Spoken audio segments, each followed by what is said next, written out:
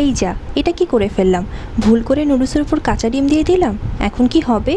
এরকমটা মনে হলো। এরকম ভাবার কোনো কারণ নেই, ওটা আমি ইচ্ছা করেই করেছি। তো আজকে তোমাদের সাথে শেয়ার করছি একটা অন্যরকম নুডলসের রেসিপি।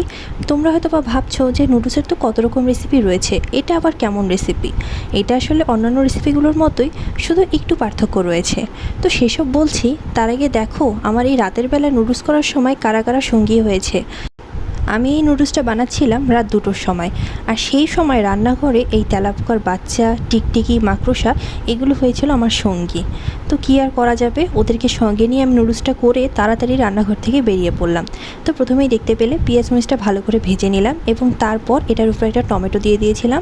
তারপর লবণ, হলুদ এবং মরিচের গুঁড়া দিয়ে সেটাকে ভালোভাবে নাড়াচাড়া করে তার মধ্যে একটু মাংসের মশলা দিয়েছিলাম, এবং নুডলসটা দিয়ে পানি দিয়ে সেটা যখন হয়ে যাবে তখন উপর দিয়ে একটা ডিম দিবে।